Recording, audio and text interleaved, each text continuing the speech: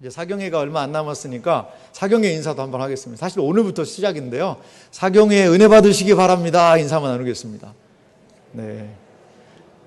네, 사경회는 온라인 현장과 그리고 또 온라인으로도 진행하니까 여러분들 큰 은혜가 있으시기를 바랍니다.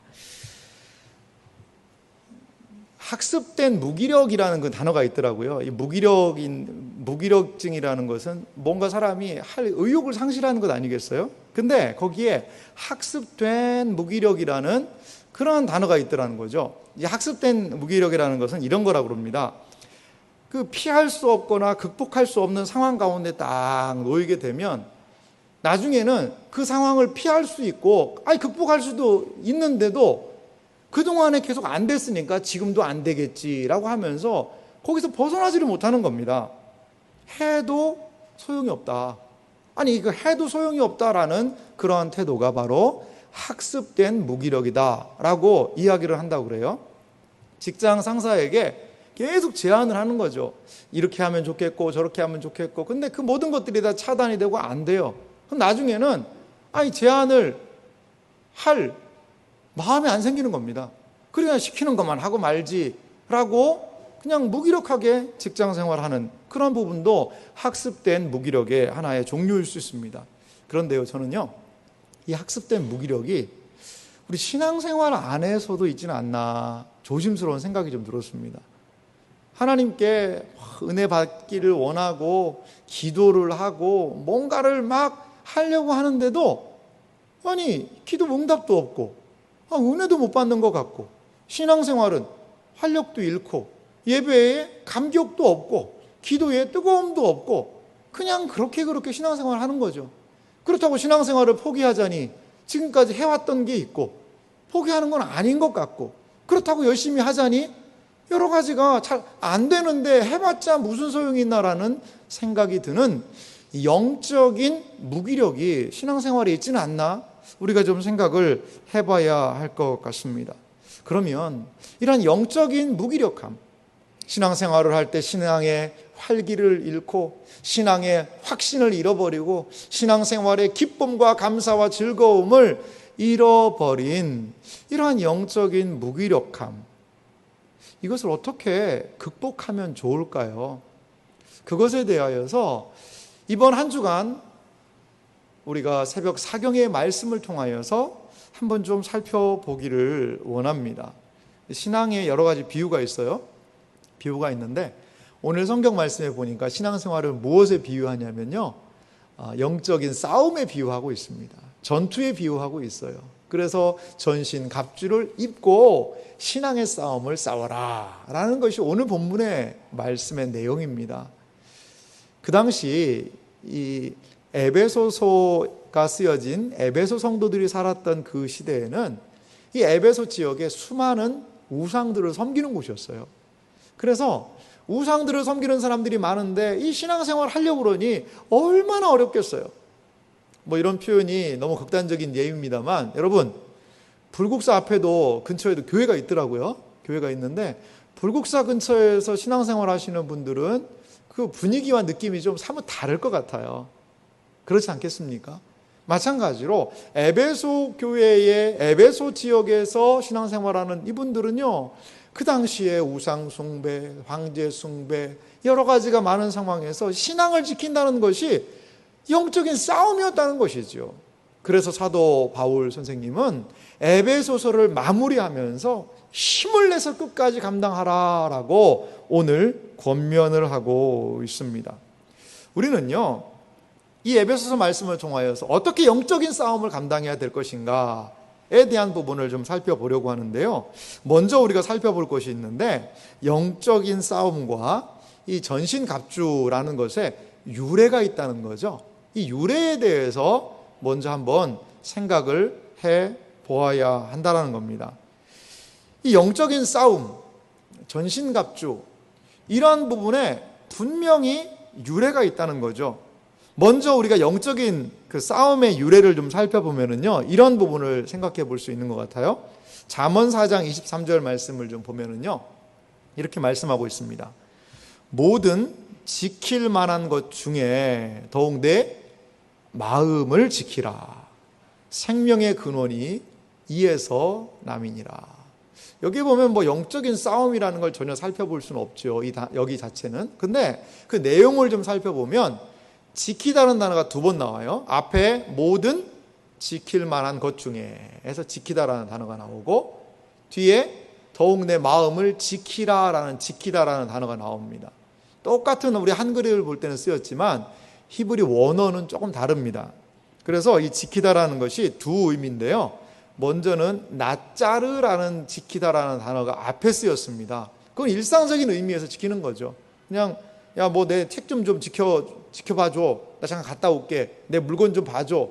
이런 일상생활에서 하는 소극적인 의미가 바로 그 지키는 그런 의미일 수 있어요.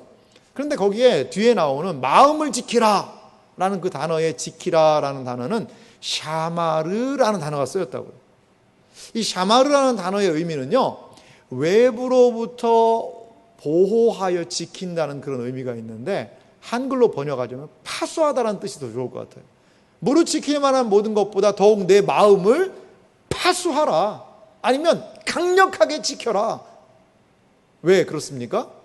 생명의 근원이 이에서 남이니라. 마음을 지키지 않으면 생명의 근원을 지킬 수가 없다는 겁니다. 이 마음 지킴에 대하여 성경은 이야기를 하면서 전투의 용어, 군사적인 용어, 군인이 한 지역을 딱 파수하는 것과 같은 그러한 단어를 지금 쓰고 있다는 거죠. 그래서 우리는 이 영적인 싸움이 우리의 마음 안에서 이루어지고 있구나, 그것을 생각해 볼 수 있습니다. 그리고 우리가 또 2번째, 이 전신갑주의 유래에 대해서도 한번 좀 생각해 볼 필요가 있는데요. 이 전신갑주의 유래를 보면 오늘 성경 본문에도 전신갑주가 나오지만 이제 구약의 전신갑주가 근거하고 있는 것을 볼 수가 있어요. 이사야 59장의 말씀을 보니까요, 여기에 하나의 전신갑주가 또 이사야서에도 등장을 합니다. 15절 하반절부터 제가 읽어보겠습니다. 이사야 59장 15절 하반절인데요. 여호와께서 이를 살피시고 그 정의가 없는 것을 기뻐하지 아니하시고. 여호와께서 살피신다. 무엇을 살피실까요? 사람들의 상황을 하나님이 살피신다는 거죠. 그리고 무엇가 없는 것을, 정의가 없는 것을 기뻐하지 아니하시고 16절은 말합니다. 사람이 없음을 보시며 중재자가 없음을 이상히 여기셨습니다. 사람이 없다는 것은요, 하나님 보시기에 온전하게 바르게 행하는 사람이 없다는 겁니다. 하나님 보시기에 온전한 정의를 행하는 사람이 없고 서로 도와서 잘할 수 있는 중재하는 사람도 없는 것을 하나님이 보시고 파악하셨다는 거죠. 그래서 하나님이 하시는 행동이 등장합니다. 자기 팔로 스스로 구원을 베푸시며, 하나님께서 구원을 시작하셨다는 거죠. 자기 공의로 공의를 스스로 의지하사 17절 어떻게 하셨는지 같이 한번 읽어볼까요? 하나님께서 하시는 일입니다. 같이 읽어보겠습니다. 공의를 갑옷으로 삼으시며 구원을 자기의 머리에 써서 투구로 삼으시며 보복을 속옷으로 삼으시며 열심을 입어 겉옷으로 삼으시고. 여기에 보면요, 그 불법하고 죄 많은 세상을 하나님께서 심판하시고 그 죄를 없이 하시는 그 상황을 무엇으로 표현하고 있냐면, 하나님께서요 일어나셔서 심판하시는데, 구원하시는데 어떻게 해요? 공의의 갑옷을 입으신다는 거예요. 하나님께서 갑옷을 입으신대요. 그리고요, 구원으로 자기의 머리에 투구를 쓰시고 보복을 속옷으로 열심을 겉옷으로 입고 하나님께서 싸우신다는 겁니다. 이 세상에 온전하지 못한 불법들에 대하여서 말이죠. 여러분, 이렇게 하나님의 싸움에 대해서 이야기를 하면서 18절 말씀은 이렇게 마무리합니다. 함께 읽어보겠습니다. 같이 읽겠습니다. 그들의 행위대로 갚으시되 그 원수에게 분노하시며 그 원수에게 보응하시며 섬들에게 보복하실 것이라. 아멘. 하나님을 대적하는 그 모든 무리들에 대하여 하나님께서는 분노하시며 보응하시겠다라고 이야기합니다. 어떠한 자세로요? 어떠한 모습으로요? 갑옷을 입으시고 투구를 쓰시고. 그렇습니다. 구약 성경은요, 신자에게 영적인 마음의 싸움이 있다는 것을 이야기하고 계시고, 하나님께서도 하나님을 대항하여 범죄하고 하나님의 말씀에서 어긋난 사람들을 대항하여 마치 전사가, 용사가 중무장을 하고 싸우시는 것처럼 하나님께서 그렇게 행하신다라고 구약 성경이 먼저 이야기하고 있다라는 것입니다. 오늘 우리가 읽었던 전신갑주를 입으라, 전신갑주를 취하라 라는 그 성경 말씀에도 살펴보면은요, 거기에 한 단어가 등장합니다. 이 전신갑주의 소유가 누구인지를 알려주고 있어요. 성경 보실래요? 11절 말씀에도 누구의 전신갑주죠? 하나님의 전신갑주. 13절 말씀에서도 그러므로 하나님의 전신갑주. 전신갑주는 우리의 능력, 우리의 경험, 내가 할 수 있는 그것으로 그냥 갖다가 입어서 싸우는 것이 아니고요, 하나님의 전신갑주를 우리는 입어야 한다는 것입니다. 구약 이사야서에 하나님께서 입으시고 이 세상에 불의와 싸우셨던 그 갑옷을 우리에게도 입혀주시며 우리의 마음을 파수하고 지키는 그 영적 싸움을 감당하라 라고 우리를 부르시고 계신다는 겁니다. 자, 그렇다면 이러한 성경의 구약의 영적 전쟁과 이 영적 갑옷에 대한 이야기가 있다 그러면 오늘 본문에서 이 전신갑주를 입고 하는 그 의미는 무엇일까요? 전신갑주를 우리는 왜 입어야 하는 것일까요? 오늘 성경 말씀을 통하여서 우리는 우리 신자들이, 이 신약의 시대를 살아가는 신자들이 왜 전신갑주를 입어야 하는지를 오늘 이 말씀을 통하여 살펴보기 원합니다. 먼저 전신갑주를 입어야 되는 이유가 있는데요, 그것은 강건하기 위해서라는 것이죠. 전신갑주를 입어야 되는 이유는 강건하기 위해서예요. 10절 말씀은 이렇게 말씀하고 있습니다. 끝으로 너희가 주 안에서와 그의 힘의 능력으로 어떻게 해요? 강건하여지고. 너희가 주 안에서 그리고 그 힘의 능력으로 강건하여지고, 11절 말씀도 한번 보시면요, 마귀의 관계를 능히 대적하기 위하여 하나님의 전신갑주를 입으라. 두 가지 이유죠. 우리가 강건하기 위하여 전신갑주를 입고, 또 다음 살펴볼 마귀의 관계를 대적하기 위하여 전신갑주를 입으라라고 이야기하고 있어요. 하나님께서는요, 우리를 강건하게 하시기 위하여 우리에게 전신갑주를 입으라라고 말씀하고 있다는 겁니다. 먼저 우리가 이 강건하다는 의미를 좀 살펴보기 위해서는요, 로마 시대의 이 전신갑주를 좀 살펴볼 필요가 있습니다. 사도 바울은요, 분명히 이사야서의 내용을 알았을 거예요. 이사야서에서 하나님께서 이 대적자들을 심판하실 때 갑주를 입으시고 투구를 입고 대적하신다는 것을 알았을 것입니다. 그리고 또한 사도 바울은요, 로마 시민권이 있었기 때문에 그 당시에 로마 군인들을 아주 자세히 볼 수 있었을 거예요. 제가요, 그 로마 시대의 군인의 모습을, 무장한 군인의 모습 사진을 한번 준비해 봤는데요, 당시에 이 로마 군인들은 아마도 이러한 복장을 하고 있었던 것 같아요. 머리에는 투구를 쓰고요, 가슴이나 이런 어깨들을 보호하기 위해서 금속 물질들을 대서 붙였다고 그래요. 그리고 띠를 떼어서 거기에 내용들을 달기도 하고, 칼을 찰 때 쓰기도 하고, 이 띠를 띠고, 그 다음에 검이 있죠. 검도 있고 또 창도 있습니다. 창이 있어서 싸움을 하는 무기로 활용하고요. 그 다음에 방패가 있죠. 이 특별히 로마 군대는요, 이 방패를 가지고 진을 딱 짜가지고 상대방의 공격들을 그 방패로 밀고 나가면서 이기는 아주 독특한 전술을 가지고 있었습니다. 그리고 신발이 중요하지 않습니까? 저도 군대에 있을 때 이 전투화라고 그럽니다. 이 전투화가 얼마나 딱딱한지 몰라요. 그런데 그건 물도 잘 안 들어와요. 아주 신발을 신고 전쟁을 하기에 그렇게 최적하게 만들어 놓은 신발입니다. 이렇게 중무장을 한 이 그 당시 로마 군인의 모습이 사도 바울에게도 떠올랐을 거예요. 떠올랐을 거예요. 그래서 그 모습을 하나하나 신앙의 영역으로 지금 소개를 하고 있는 것입니다. 우리의 몸에 전신갑주를 입고 그렇게 싸워야 한다라는 것입니다. 이 전신갑주는 하나님의 전신갑주였습니다. 그런데 그 전신갑주를 우리에게 입혀주셔서 하나님께서 악에 대하여 심판하고 싸우셨던 것처럼 우리도 그렇게 하라라고 지금 도전하고 있으시다는 것이지요. 여러분, 신자는 어떻게 강해질 수 있을까요? 신자가 어떻게 강해질 수 있을까요? 오늘 10절 말씀을요, 성경에서 자세히 살펴보면요, 너희가 주 안에서와 그 힘의 능력으로 강해질 수 있다라고 이야기합니다. 주 안에서.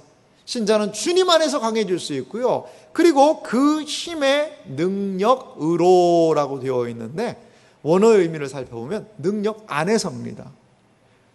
주님의 힘 안에서, 능력 안에서 우리도 강해질 수 있다라고 이야기하는 것이지요. 에베소서 1장 18절에서 19절에 보니까요, 우리 신자들이 어떻게 하나님의 은혜를 입는지에 대해서 사도 바울이 미리 1장에서 이렇게 소개한 적이 있습니다. 18절 말씀 읽어보면요, 너희 마음의 눈을 밝히사 그의 부르심의 소망이 무엇이며 성도 안에서 그의 기업의 영광의 풍성이 무엇이며. 그러니까 사도 바울 선생님이 우리의 마음의 눈을 확 밝혀주기를 기도하면서 부르심의 소망, 기업의 영광의 풍성함, 이러한 것들을 알게 한다는 거죠. 그러면서 19절이 이렇게 이어받고 있습니다. 그의 힘의 위력으로, 그리스도의 힘의 위력으로 역사하시는, 따라 믿는 우리에게 베푸신 능력의 지극히 크심이 어떠한 것을 너희로 알게 하시기를 구하노라. 이 호흡이 길어요. 길은데 의미는 간단합니다. 그의 힘의 위력으로 역사하신다는 거죠. 그리스도께서 그의 힘의 능력으로 역사하신다는 겁니다. 그런데 그것을 믿는 우리에게 능력의 지극히 크신 것을 베풀어 주셨다는 거죠. 신자가 능력이 있는 것은요, 우리 자체의 힘이 아니라 그리스도의 능력에 의지하여 우리는 모든 것들을 감당할 수 있을 줄 여러분 믿으시기 바랍니다. 내게 능력 주시는 자 안에서 내가 모든 것을 할 수 있다라는 사도 바울은 내 능력에 대한 방점이 있는 것이 아니라 그리스도께서 그렇게 능하신 분이니 그리스도 안에서 우리 신자들이 어떻게 이 세상을 능력 있게 감당할 수 있는 것에 대한 도전의 말씀이라는 것입니다. 사랑하는 성도 여러분, 우리의 강함은 우리 자신에게 있지 않습니다. 우리 자신 의지하지 마세요. 주님을 의지하고 주님을 신뢰하며 주님께서 우리에게 입히시기 원하는 전신갑주를 입고 주님의 힘으로 강건하여지는 은혜가 있으시기를 주님의 이름으로 소망합니다. 전신갑주를 입어야 되는 두 번째 이유가 있습니다. 그것은 무엇이냐면 대적하기 위함이라는 것이죠. 오늘 본문 6장 11절에 이렇게 말하고 있습니다. 마귀의 간계를 능히 대적하기 위하여 하나님의 전신갑주를 입으라. 이 마귀의 간계, 간략한 계략, 간계한, 간교한 계획, 이런 것들이 간계 아니겠어요? 그것을요 능히 대적해야 된다는 겁니다. 그러면서 12절은요 이 마귀의 간계, 마귀, 이것이 무엇인지를 더 분명하게 우리에게 이렇게 알려주고 있어요. 우리의 씨름은 혈과 육을 상대하는 것이 아니요 통치자들과 권세들과 이 어둠의 세상 주관자들과 하늘에 있는 악의 영들을 상대함이라. 이 말씀은요 좀 어렵습니다. 이게 우리의 싸움의 대상 아니겠어요? 그런데요 이 싸움의 대상에 대해서 이렇게 얘기를 해요. 혈과 육을 상대하는 것이 아니라는 거죠. 그러니까 여기 혈과 육이 아니니까 통치자들, 권세자들, 이런 사람들이 나라를 다스리는 왕이나 지도자들, 위정자들을 의미하는 것은 아니라는 겁니다. 여기 보면 혈과 육을 상대하는 것이 아니라고 얘기하잖아요. 그러니까 눈에 보이는 어떤 사람, 우리 기독교를 힘들게 하는 저 사람들을 처단하는 것이 우리의 영적인 싸움의 내용이 아니라는 겁니다.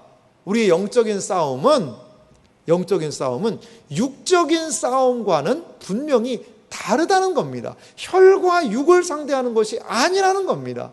그럼 누구를 상대하느냐? 통치자들, 권세들, 어둠의 세상 주관자들, 하늘에 있는 악의 영들을 상대한다는 것이죠. 이 존재들에요, 특성이 몇 가지가 있어요. 이 특성이 좀 몇 가지를 살펴볼 수 있는데요. 이 대적들의 특성을 우리가 좀 이렇게 몇 가지로 살펴볼 수 있을 것 같아요. 그 첫 번째는요, 대적들은요, 능력이 있다라는 겁니다. 이 대적들은 능력이 있어요. 여기에도 계속 있지만 무엇이라고 얘기하죠? 통치, 권세, 주관자, 악의 영들, 이렇게 이런 내용들을 볼 때 이 대적들은요, 우리가 싸워야 되는 대적들은 능력이 있는 존재들이에요. 그리고 두 번째는요, 이 대적들은 능력이 있는데 그걸 건설적으로 사용하지 않습니다. 악한 세력들이라는 거죠. 힘이 있어요. 근데 악으로 써요. 그럼 이거 어떻게 당하겠습니까? 세 번째로 보면은요, 대적들은 어떻게까지 하냐면 교활하다는 거죠. 간계라는 표현도 있고요. 그래서 이 대적들이 교활하다라는 그것을 성경은 이렇게 얘기를 해요. 마귀가요, 사탄이 자신을요, 광명의 천사로 가장한대요. 나쁜 존재인데 마치 양의 탈을 쓴 늑대처럼 자신을 광명의 천사로 가장하는 존재라고 이야기합니다. 그래서 예수님은요, 우리 신자들이 싸워야 되는 영적인 존재인 마귀에 대하여서 거짓의 아비다라고 이렇게 이야기하신 적이 있어요. 요한복음 8장 44절 말씀 보니까 이렇게 예수님은 마귀를 표현하고 계세요. 너희 아비 마귀에게서 났으니 너희 아비의 욕심대로 너희도 행하고자 하느니라. 그는 너희 아비 마귀를 이야기합니다. 이 마귀를 따르는 사람들에 대하여서 예수님이 질책하시면서 마귀의 존재와 속성을 이렇게 얘기해 주셨거든요. 마귀는 처음부터 뭐한 사람이라는 거죠? 사람이 아니라 어떤 존재라는 거죠? 살인하는 존재라는 거죠. 진리가 그 속에 없으므로 진리에 서지 못하고 어떻게 하죠? 거짓을 말할 때마다 제 것으로 말한다는 거죠. 진리로 서지 않고요, 거짓을 말할 때마다 제 것으로 이야기를 하고요, 그가 거짓말장이요 거짓의 아비가 되었다는 겁니다. 마귀는요, 이렇게 속입니다. 거짓말을 해요. 악한 말을 하는 것입니다. 이 시대를 보면은요, 이 마귀 그러면 뭐라고 하냐면 인형같이 생각을 합니다. 머리에 이렇게 뿔 나고 삼지창 꼬리 있고 창 같은 거 있는 새카만 애가 그냥 웃으면서 있는 그 마귀, 그런 정도로 생각을 해요. 마귀 그런 게 어딨어 라고 이렇게 아이들의 우스갯거리, 말거리 정도로만 마귀에 대해서 생각을 합니다. 여러분, 그렇지 않습니다. 사탄은요, 에덴 동산에서부터 우리의 인류의 조상을 미혹해서 넘어뜨렸고요, 그리스도께서 세상에 오시자 첫 시험부터 넘어뜨렸고요, 오고 오는 역사에 수많은 자들을 미혹하여서 하나님의 은혜의 자리에서 멀어지게 하는 존재가 바로 마귀라는 존재라는 거죠. 제가 영화를 한번 예전에 본 적이 있는데요, 엑소시스터라는 그런 영화입니다. 지금 쉽게 말하면 그 귀신을 쫓아내는 그러한 사람들에 대한 이야기를 다룬 영화예요. 근데 거기에 누가 등장을 하냐면 이 귀신을 쫓아내는 능력이 있는 신부가 등장을 합니다. 신부가, 그 나이가 많은 신부인데요, 근데 그를 따라다니는 젊은 신부가 등장을 해요.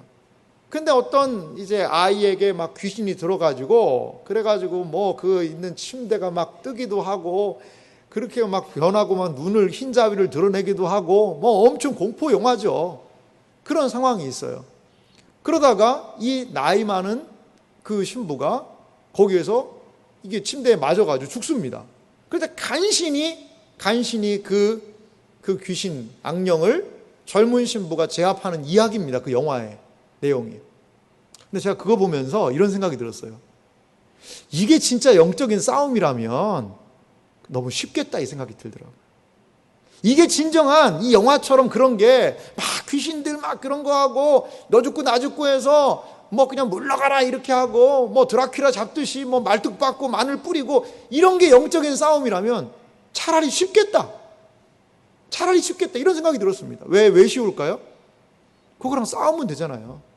그게 죽든지 내가 죽든지 둘 중에 하나 죽으면 되잖아요. 내가 죽으면 순교고 하나님께 영광이고 하나님 앞에 가는 거고, 내가 이기면 승리하는 거잖아요. 하나님이 함께 하시는데. 우리의 영적인 싸움은 그런 게 아니라는 거죠. 이것보다도 더 교묘합니다. 속이고요, 그리고 유혹하고요, 달콤하게 유혹하고요. 아담과 하와가 넘어진 모습 보세요. 거기에 막 마귀가 삼지창 들고 칼로 찌르면서 너 이거 안 할래 그러고 죽이려고 위협했습니까? 그런 거 없어요. 아주 부드럽고 감미롭고 달콤하게 넘어뜨린다는 것이죠. 요한계시록에서의 마귀의 이 사탄의 전략이 무엇입니까? 짐승을 탄 여인이요, 달콤한 이 술잔에 들고 세상으로 취하게 한다는 거예요. 그게 마귀의 유혹입니다. 때로는 폭압을 저지르기도 하지만 때로는 달콤한 유혹을 통하여, 박해와 유혹을 통하여 주님의 몸된 교회를 무력화하려는 것, 그것이 마귀의 간궤다라고 성경이 이야기를 하고 있습니다. 자, 이제 우리가 어떻게 이제 대적을 할 것인가에 대해서 생각해 봐야 돼요. 우리의 씨름이라고 성경이 이야기를 하고 있습니다. 이 마귀를 대적해야 되는데 성경은 씨름을 하랍니다. 삿발을 잡고 하는 것이 우리 국내의 씨름입니다. 그런데 이 단어는 원어의 의미는 레슬링에 가깝습니다. 이 레슬링이라는 것은 고대 사회에 아주 인기 스포츠였다고 그래요. 그런데 이 우리의 싸움을요, 전투라는 단어가 있음에도 불구하고 씨름으로 비유한 데는 여러 가지 의미가 있는 것 같아요. 우리의 영적인 싸움이요, 그 당시 고대의 레슬링과 같다는 거죠. 그 당시에는요, 온 가지 레슬링을 할 때 변칙, 반칙 이런 것들을 막 썼다고 그래요. 변칙이 난무하고 반칙이 난무하는 그런 거죠. 마귀와의 싸움도 마찬가지입니다. 온갖 변칙, 반칙, 유혹, 전혀 생각하지 않은 것들이 우리를 넘어뜨리려고 온다라는 것이지요. 또한 여기에서 씨름이라는 용어가 쓰이는 것은요, 아마 이런 의미가 있는 것 같아요. 전쟁을 할 때 지금은 멀리 서서 총 같은 걸로 싸우지 않습니까? 고대 사회에서는 활 같은 걸로 싸우기도 했죠. 하지만 진짜 전쟁은 뭐죠? 백병전입니다. 사람들이 엉겨붙어서 서로 막 칼싸움을 하고 하는 그런 싸움 아니겠습니까? 마치 씨름이 밀착해서 상대를 넘어뜨리듯이 마귀와의 싸움은 이렇게 매우 씨름처럼 치열하다는 것이죠. 치열하다는 거예요.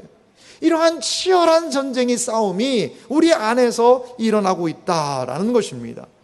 그러면 성경에서 이러한 씨름의 예들을 한번 몇 가지 좀 살펴보기 원합니다. 먼저 이 실패한 씨름이 있었는데요, 그것은 다윗과 가롯 유다의 실패한 싸움을 우리는 볼 수가 있습니다. 역대상 21장 1절에 보니까 이런 부분이 있어요. 사탄이 일어나 이스라엘을 대적하고 다윗을 충동하여 이스라엘을 계수하게 아니라. 사탄이 일어나 가지고요, 경건한 하나님의 사람이었던 다윗을 충동했대요. 그래서 이스라엘을 계수, 백성의 수를 센 겁니다. 아니 뭐 백성 수 세는 게, 인구조사하는 게 무슨 큰 대수입니까? 라고 생각할 수도 있겠지만 그 당시에 인구를 계수한다라는 그러한 의미는 무슨 의미냐면 내가 내 능력이, 내 나라의 능력이 어느 정도 되는지를 가늠하는 겁니다. 하나님 그걸 싫어하셨거든요. 그러니까 이거는 나 자신을 의지하겠다는 거거든요. 그런데 이것이 어떻게 이루어졌습니까? 사탄이 일어나서 다윗을 충동해가지고, 충동질해가지고 이러한 일들이 일어났다라는 것입니다. 경건한 사람 다윗이었지만 사단의 충동에 넘어졌어요. 영적인 전신갑주를 잃지 못하고 사단의 유혹에 넘어져서 범죄한 다윗의 모습을 사탄이 일어났다라는 표현을 통해 하고 있습니다. 또한 신약에 가론 유다의 모습이 있는데요, 요한복음 13장 26절 말씀 보니까 최후의 만찬의 모습에서 이런 장면이 등장합니다. 예수께서 대답하시되 내가 떡 한 조각을 적셔다 주는 자가 그니라 하고 곧 한 조각을 적셔서 가롯 시몬의 아들 유다에게 주시니 최후의 만찬석상에서 나를 버릴 팔을 자가 있다. 이 내가 떡을 적셔다 주는 그 사람이다라고 이야기를 하셨는데 27절은 이렇게 이어받고 있습니다. 조각을 받은 후 유다가 받았어요. 곧 사탄이 그 속에 들어간지라. 참 놀라운 표현입니다. 그 조각을 받은 다음에 사탄이 들어갔다는 거예요. 여러분 이렇게 질문해 보겠습니다. 예수님을 누가 팔았습니까? 사탄입니까? 가롯 유다입니까? 아니 사탄이 들어갔으니까 유다가 했으니까 그거 사탄이 시켜서 했으니까 유다는 아무 잘못이 없지 않나? 사탄이 예수님을 팔았을까요? 유다가 팔았을까요? 사탄이 그 속으로 들어갔다는 것은 유다가 이 마귀의 사탄의 유혹에 넘어졌다라는 것입니다. 예수님의 가장 가까이 있던 측근에 있던 그 제자도 마귀의 유혹을 받고 넘어져서 스승 팔아먹고 배교의 자리로 가서 비참하게 죽는 인생을 사는 모습을 우리는 볼 수 있습니다. 무엇 때문에? 영적인 싸움을 감당하지 못하면 이러한 상황이 올 수도 있다라는 것입니다. 그렇습니다. 이렇게 유다와 다윗이 영적인 유혹의 상황에서 마귀의 유혹을 받고 넘어졌습니다. 영적인 싸움에서 넘어지고 실패했습니다. 영적인 싸움은요, 우리와 먼 이야기가 아니라 매우 가까이에 우리에게 있다는 것이죠. 우리를 넘어뜨리려는 사탄의 유혹은 치밀하고도 간교하게 있을 수 있다는 것입니다. 우리도 넘어질 수 있어요. 우리도요, 하나님이 기뻐하시는 일을 행하지 않고 마귀가 좋아하는 말, 마귀가 좋아하는 행동, 분열시키고 험담하고 헐뜯고 마귀가 좋아하는 일들을 하면요, 그 마귀한테 넘어지는 거죠. 우리는 깨어서 영적인 이 삶을 감당해야 된다는 겁니다. 그런데요, 이러한 실패와 반대로 성경에는 승리도 등장합니다. 그것은 예수님 안에서의 승리였습니다. 예수님은 이 씨름에서 승리하셨습니다. 어떻게 승리하셨을까요?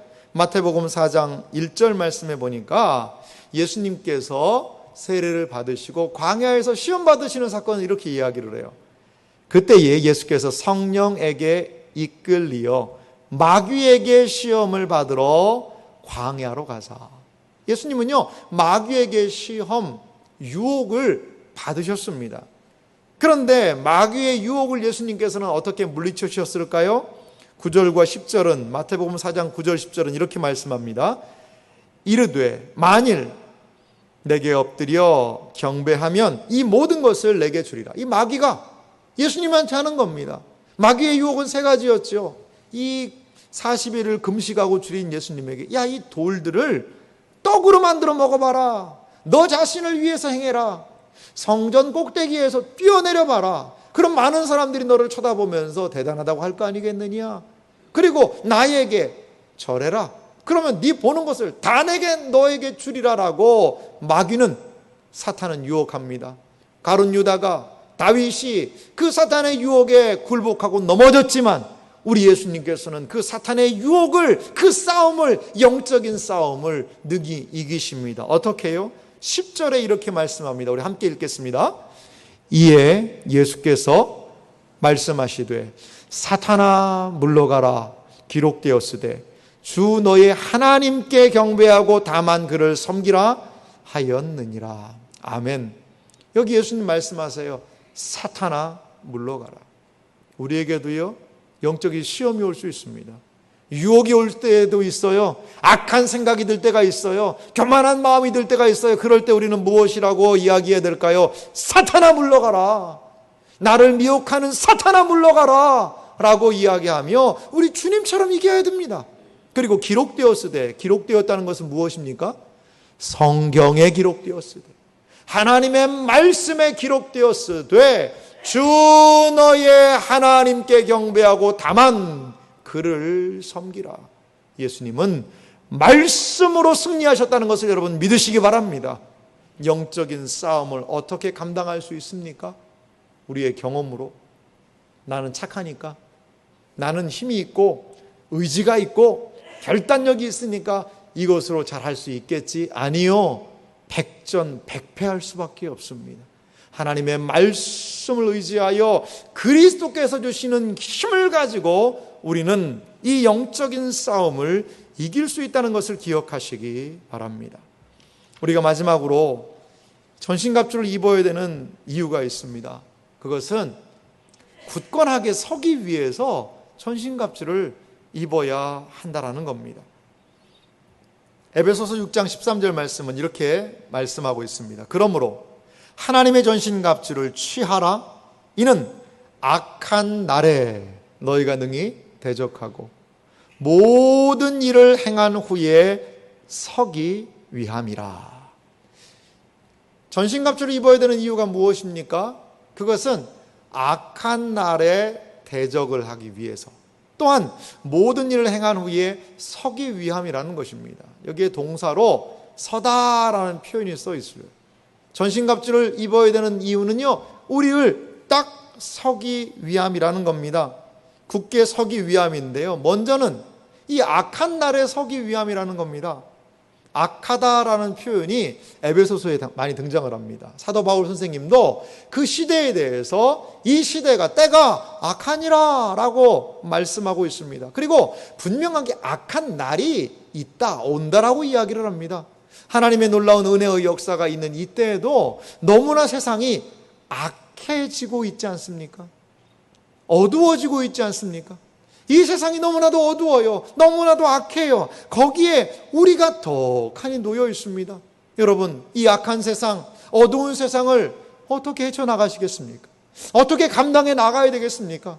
하나님의 전신갑주를 우리가 입어야만 이 악한 세상에서 우리가 견고하게 서게 된다는 것을 여러분 기억하시기 바랍니다.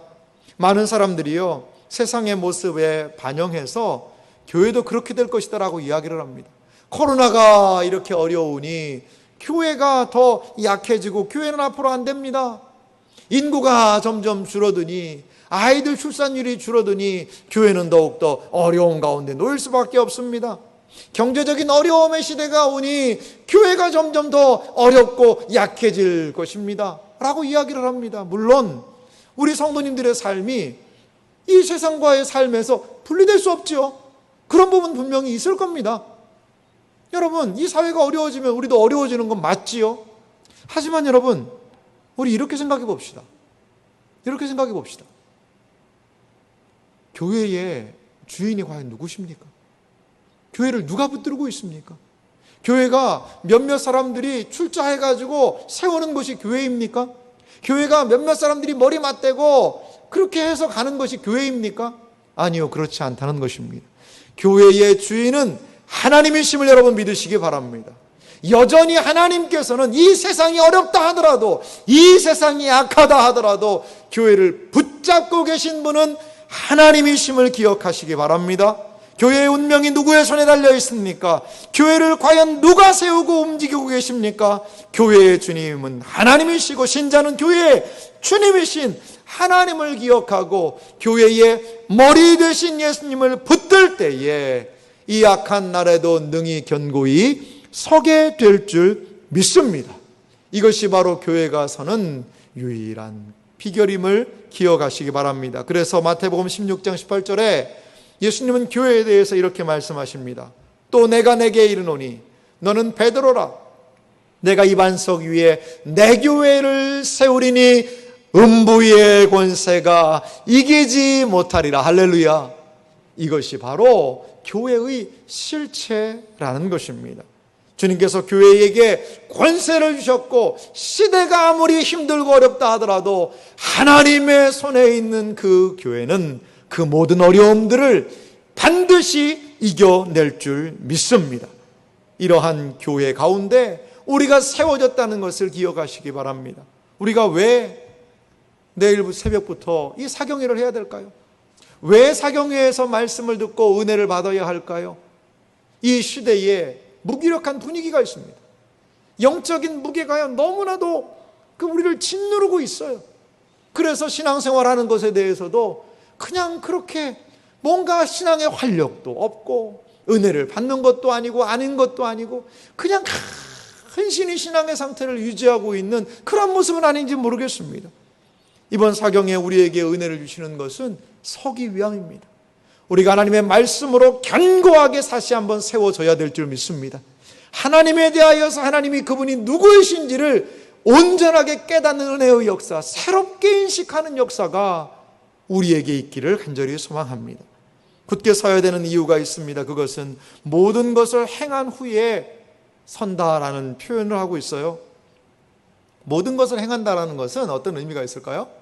그것은 모든 싸움을 끝나고 이제 승리의 면류관을 받기 위해서 서는 그런 모습일 수도 있습니다. 하지만 오늘 본문의 의미를 보면 14절 초반절에도 그런즉 서서라는 표현을 보니까 이것은 싸움의 준비 같아요. 왜 서야 됩니까? 싸우기 위해서 서야 되는 것입니다. 왜 서야 됩니까? 전신갑주로 무장을 해서 나에게 하나님이 맡겨주신 그 자리에서 싸우기 위하여서 우리는 서야 한다라는 것입니다. 그렇습니다. 악한 영들과 싸울 준비를 했다면 이제 하나님께서 보내시는 그 자리에 서야 됩니다.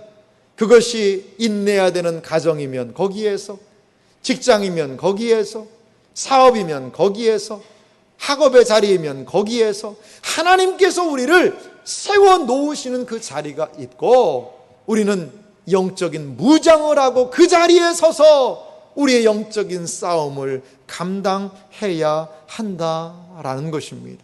이것이 바로 이번 사경에 우리가 주목할 말씀의 내용입니다. 구체적으로 그러면 무엇에서 서야 될 것인가? 구체적으로 우리는 무엇을 준비해야 될 것인가? 7번의 준비된 말씀을 통하여 우리 자신을 살피는 시간이 되기를 소망합니다. 사랑하는 성도 여러분, 주님께서는 우리를 영적인 군사로 부르셨습니다. 이 악하고 어려운 세상, 원수 마귀의 교활하고 강력한 세력 속에서도 신앙을 지키며 믿음을 지키며 살아가게 하기 위하여 우리를 하나님께서 영적인 군사로 불러주셨다라는 것이지요. 때로 우리가 영적인 무기력함 속에서 낙심할 수 있습니다. 하지만 아버지 하나님의 말씀을 기억하고 다시 한번 일어서기를 간절히 소망합니다. 신자는 여호와께서 강하시고 능력이 있으시며 견고하신 분이시라는 것을 기억하며 주님께서 입으셨던 그 갑옷을 또한 우리도 입고 이 영적인 싸움을 감당해야 될 줄 믿습니다. 예수님께서는 자신의 존재를 우리에게 말씀하시며 이 영적인 싸움을 이렇게 격려하고 계십니다. 우리 요한복음 16장 33절 말씀을 한 목소리로 같이 한번 읽어보겠습니다. 같이 읽겠습니다. 이것을 너희에게 이르는 것은 너희로 내 안에서 평안을 누리게 하려 함이라. 세상에서는 너희가 환난을 당하나 담대하라. 내가 세상을 이기었노라. 아멘. 그렇습니다. 우리 주님께서 세상을 이기셨습니다. 이기신 주님께서 우리를 영적인 군사로 부르시고 그 영적인 싸움으로 초대하고 계십니다. 우리를 세우신 그 자리에서 유혹에, 미혹에, 시험에 넘어지는 존재가 아니라 영적으로 깨어 일어나서 주님의 승리하심을 따라 우리도 넉넉하게 영적인 전신갑주를 입고 넉넉하게 승리하는 은혜의 역사가 있으시기를 주님의 이름으로 축원합니다.